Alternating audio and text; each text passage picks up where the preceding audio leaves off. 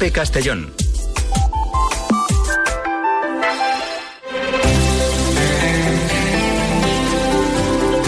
En Mediodía COPE, El Espejo. Estar informado. Buenas y bendecidas tardes. En COPE Castellón es hora de mirarnos en el espejo de la iglesia de nuestra diócesis. Nos acompañan como siempre Jorge Monsonís en el control técnico y Juan Gozalvo en la redacción. Al micrófono les saluda Paz Ferrín, servidora de ustedes. Empezamos en COPE, el espejo de Segorbe Castellón. Repasamos ya la actualidad religiosa en nuestra diócesis. Juan Gozalvo, muy buenos días. Muy buenos días, Paz, y saludos a la audiencia. La noticia de la semana se producía ayer jueves. Monseñor Casimiro López comparecía ante los medios de comunicación y anunciaba el nombramiento del mercedario Florencio Rosselló como arzobispo de Pamplona y obispo de Tudela. Así es, Paz. El nombramiento del hasta ahora director de la Pastoral Penitenciaria de la Conferencia Episcopal Española y también capellán del Centro Penitenciario de Castellón, don Florencio Rosselló Avellanas, se hizo público ayer en el Palacio Episcopal de Castellón por parte del obispo de la diócesis, y así lo ha comunicado la Nunciatura Apostólica a la Conferencia Episcopal. Desde 2007 era arzobispo de Pamplona Monseñor Francisco Pérez González, que seguirá al frente como administrador apostólico hasta la toma de posesión del nuevo arzobispo. El arzobispo electo tiene 62 años y nació en Alcoriza, en Teruel, y pertenece a la Orden de los Mercedarios, habiendo ingresado en el Seminario Menor de los Padres Mercedarios de Reus con apenas 11 años de edad. Tras finalizar los estudios de bachillerato, ingresó en el noviciado de la Orden Mercedaria, tomando el hábito en 1979.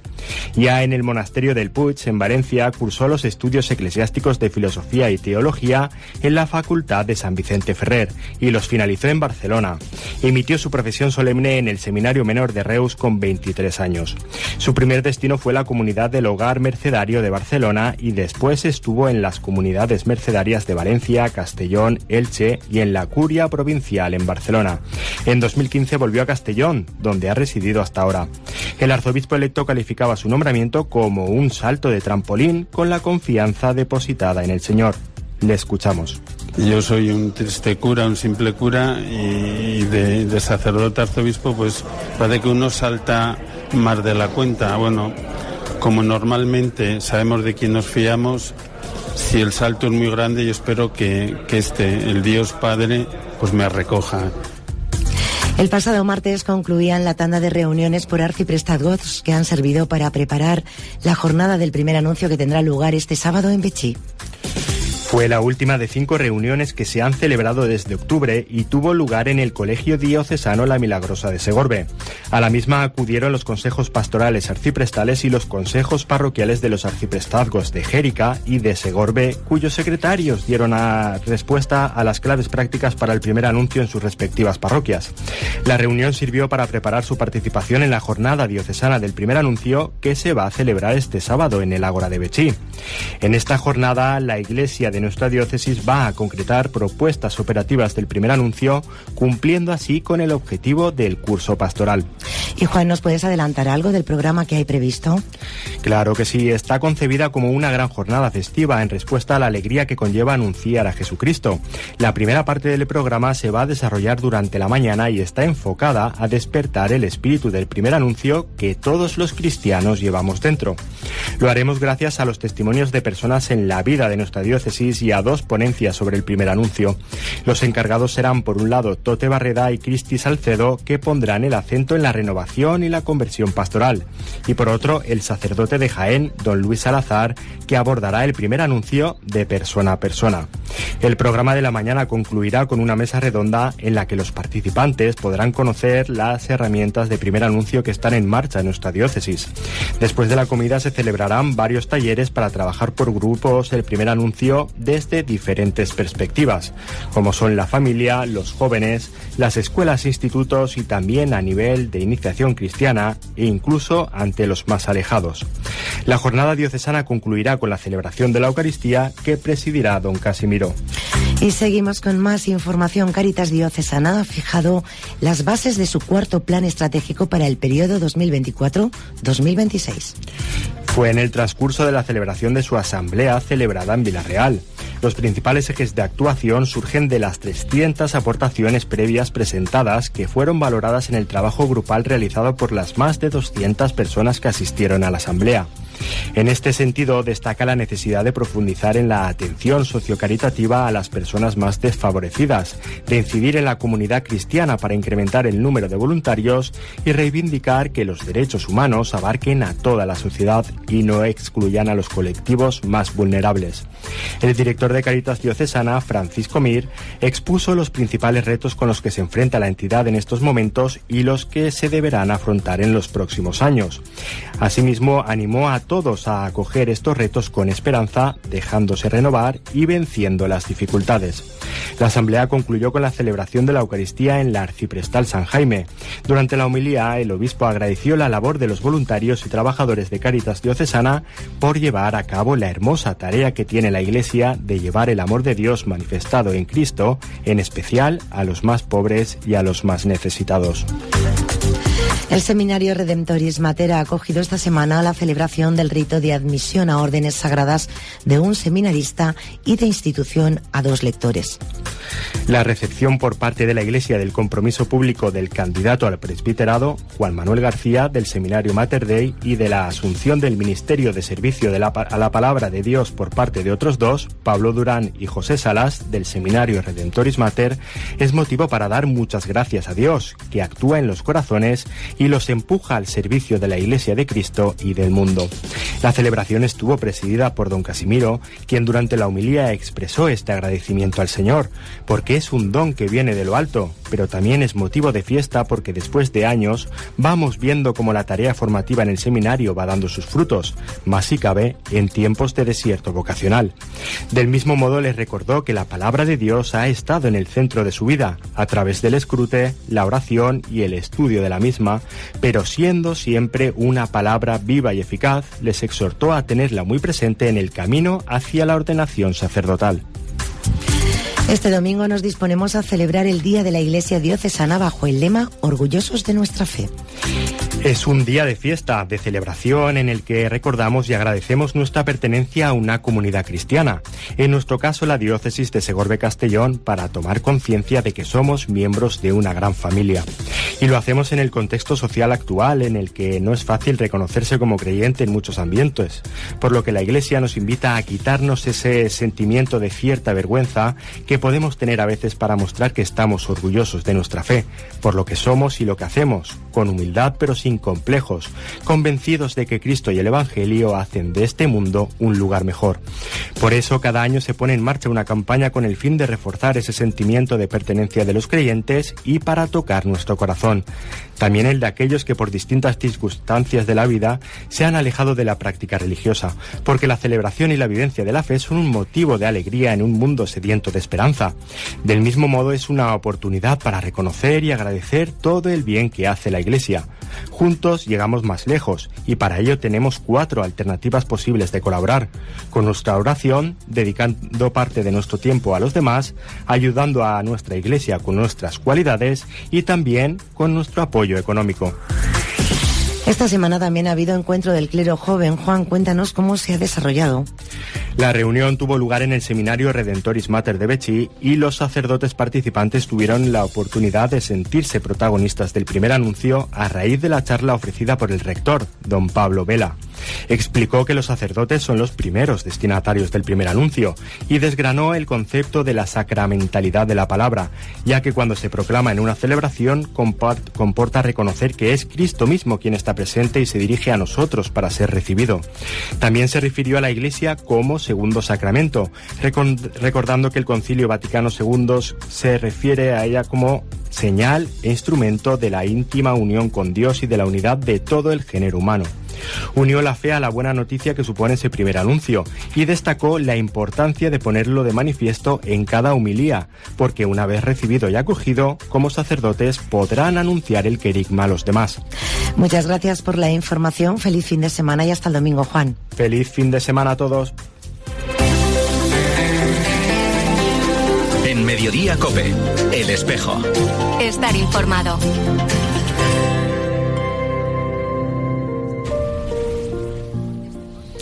Acogiendo la propuesta del Papa Francisco, la reflexión semanal de nuestro obispo hace referencia a la necesidad de implementar una preparación catecumenal para el matrimonio, teniendo presente que es una vocación que nos llama a la santidad, dándose al esposo o a la esposa. Escuchamos a don Casimiro López Llorente. Queridos diocesanos, el matrimonio cristiano es una vocación, una llamada de Dios que concreta la llamada universal a la santidad, a la perfección del amor, recibida en el bautismo. No solo existe la vocación al sacerdocio o a la vida consagrada, también el matrimonio es una vocación y como aquellas necesita de un tiempo largo de preparación. El matrimonio es una bendición divina, un gran don que implica una tarea para la que se requiere una buena preparación. Su omisión aboca a la esterilidad, mientras que la acogida activa lleva a dar muchos frutos de amor para la Iglesia y la sociedad y después al premio del cielo para toda la eternidad.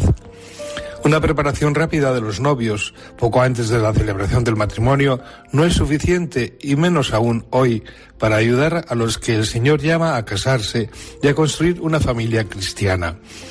La preparación que ofrecemos habitualmente a nuestros novios se orienta a una celebración consciente del sacramento del matrimonio con las mejores disposiciones posibles. El esfuerzo de las últimas décadas en nuestras parroquias y en la diócesis ha sido grande. Se han generalizado los cursillos de preparación al matrimonio, pero resultan excesivamente breves. La experiencia nos dice que los novios habitualmente quedan satisfechos de los cursillos al recibir una visión que no conocían del amor, del matrimonio, de la familia, de la Iglesia y del mismo Cristo. Pero esta última fase de preparación se encuentra habitualmente con las graves carencias de las etapas anteriores. Es como si se quisiera rematar una casa sin cimientos o de querer que madure una planta de inmediato, sin contar con el tiempo y con el cultivo adecuado. Resulta una tarea casi imposible, porque las tareas que se han dejado de realizar en el proceso de la iniciación cristiana para generar un cristiano no se pueden improvisar precipitadamente o dar por supuestas, sino que se han de acometer de modo paciente y completo. Por ello, el Papa Francisco se ha referido reiteradamente a la necesidad de un catecumenado de preparación al sacramento del matrimonio como un antídoto para evitar la proliferación de celebraciones matrimoniales nulas o inconsistentes. Con una preparación demasiado rápida y superficial, las parejas corren el riesgo real de celebrar un matrimonio nulo o con unos cimientos tan débiles que se desmorone en poco tiempo y que no pueda resistir ni siquiera las primeras crisis inevitables. Estos fracasos traen consigo un gran sufrimiento y dejan profundas heridas en las personas. Se desilusionan, se amargan y en los casos más dolorosos acaban incluso por dejar de creer en la vocación al amor inscrita por Dios mismo en el corazón del ser humano. Como Iglesia, los pastores y toda la comunidad cristiana tenemos el deber de acompañar con responsabilidad a quienes expresan la intención de unirse en matrimonio para que puedan vivir con alegría, entrega y fidelidad el don de la vocación conyugal y familiar y para que no pierdan nunca la fe en el amor. Atendiendo a la petición del Santo Padre, hace poco más de un año el Dicasterio para los Laicos, la Familia y la Vida presentó el documento titulado Itinerarios catecumenales para la vida matrimonial, orientaciones pastorales para las iglesias particulares. Este documento ofrece a los sacerdotes, a los esposos y a todos los que trabajan en la pastoral familiar una visión y una metodología renovadas acerca de la preparación al sacramento del matrimonio y a toda la vida matrimonial. Se trata de unos itinerarios y unas orientaciones a las iglesias diocesanas para acompañar las diversas etapas del camino sacramental, los tiempos de preparación, el momento de la celebración, los años sucesivos y las situaciones de crisis. En relación con la preparación de los novios, el catecumenado que se propone no es una mera catequesis o una transmisión de doctrina. Es necesario superar el estilo de una formación solo intelectual, teórica y general. Es preciso más bien recorrer con los novios el camino que los lleve a tener un encuentro con Cristo o a profundizar en esta relación y a hacer un auténtico discernimiento de la propia vocación conyugal, tanto a nivel personal como de pareja. Es un itinerario relativamente amplio, inspirado en el catecumenado bautismal, que les permite vivir más conscientemente el sacramento del matrimonio a partir de una experiencia de fe y de un encuentro con Cristo vivo. Tal vez en la diócesis no podamos poner en marcha de un modo inmediato este itinerario completo, pero sí que debemos comenzar a dar los primeros pasos que nos permitan hacerlo en un tiempo no lejano. Pongámonos manos a la obra. Muchas gracias a todos. Hasta la próxima semana, si Dios quiere. En Mediodía COPE, El Espejo. Estar informado.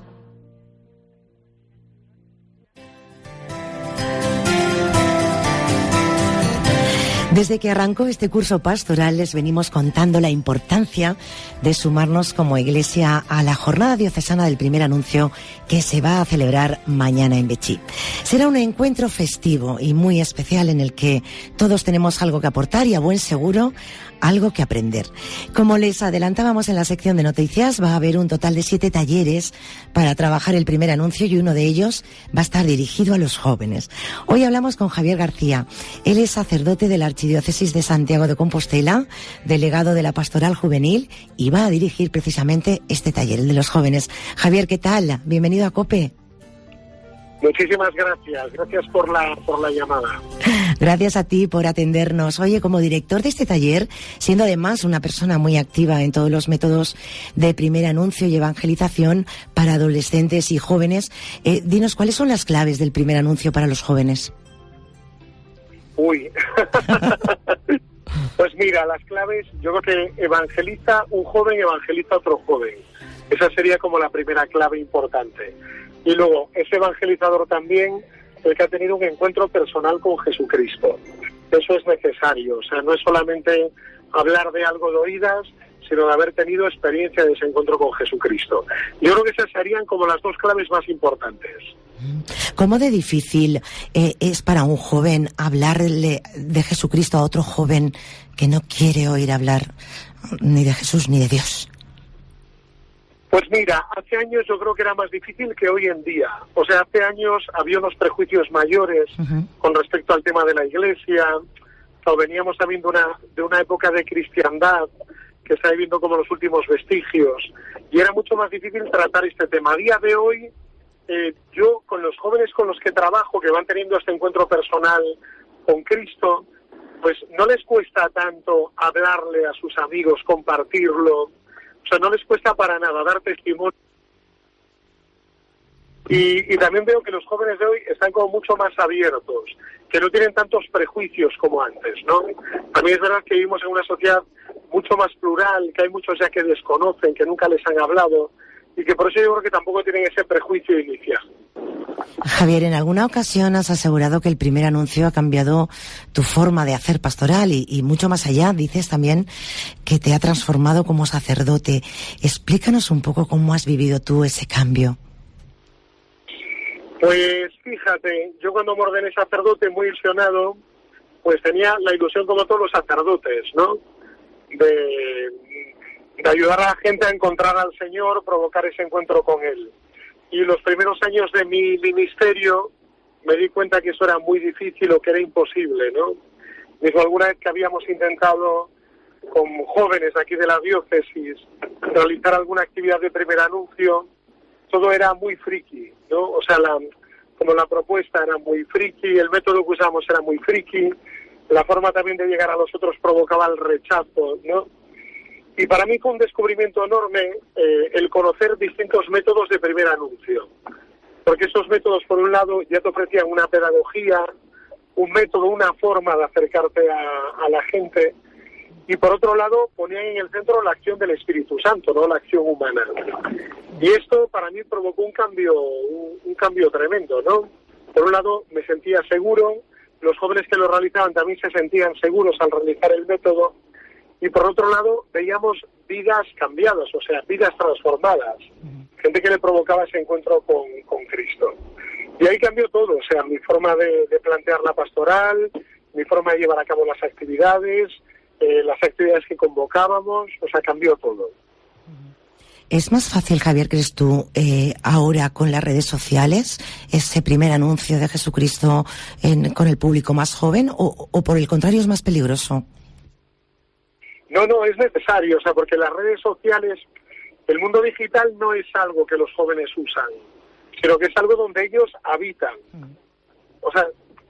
Te contaría la cantidad de jóvenes que he encontrado que durante la pandemia y después de la pandemia se han acercado a la iglesia por las redes sociales.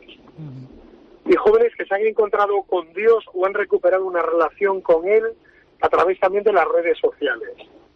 Pero claro, esto requiere, evangelizar bien las redes sociales no se puede evangelizar de una forma, digamos, de poca calidad, no muy cutre o friki, sino que hace falta también tener medios, grabar buenos vídeos, el mensaje que sea corto, pero que sea impactante el contenido, crear buen contenido.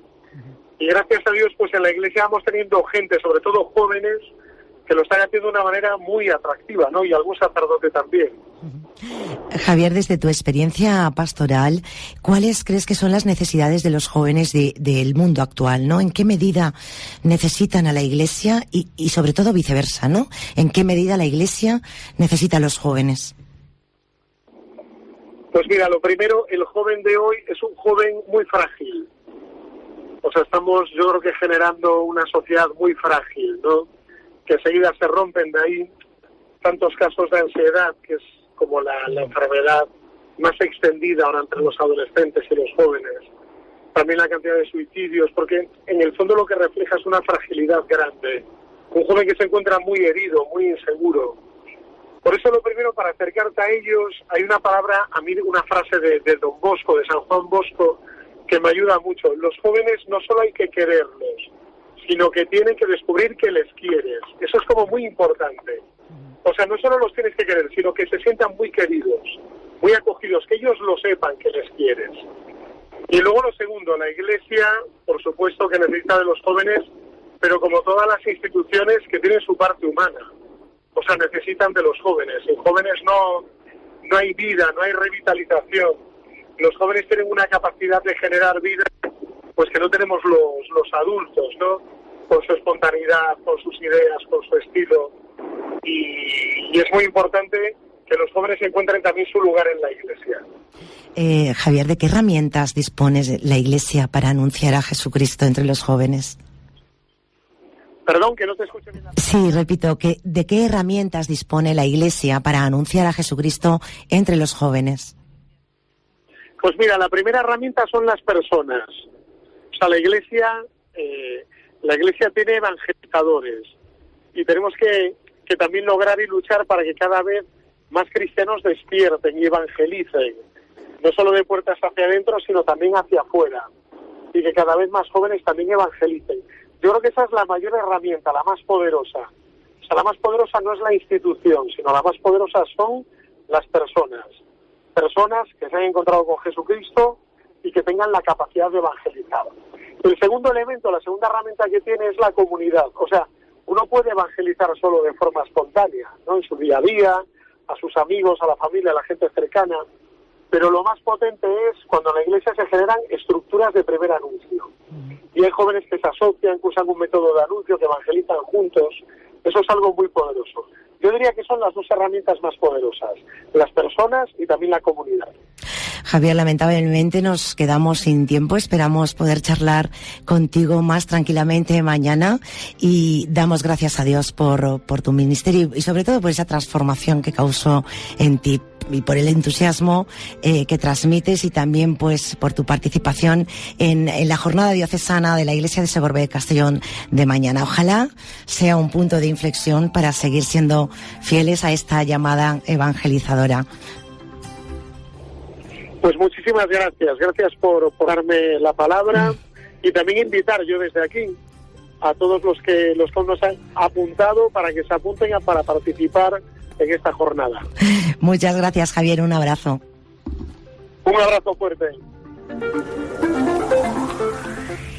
Pues hasta aquí el espejo de Segorbe Castellón. Estaremos con ustedes de nuevo, si así lo desean, el domingo a las 10:45 con Iglesia Noticia. Ahora siguen en Mediodía Cope. Que tengan un feliz y bendecido fin de semana.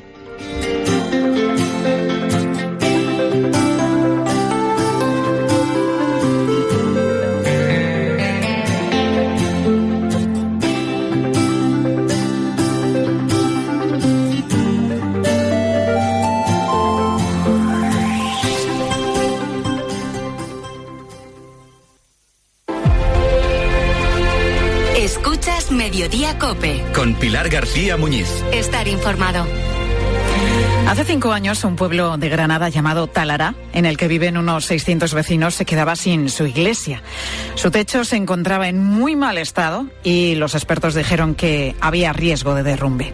Cerró sus puertas y sus vecinos se quedaron sin un lugar en el que poder celebrar la misa. Incluso a la patrona del pueblo, la Purísima Concepción, se la tuvieron que llevar a una ermita cercana.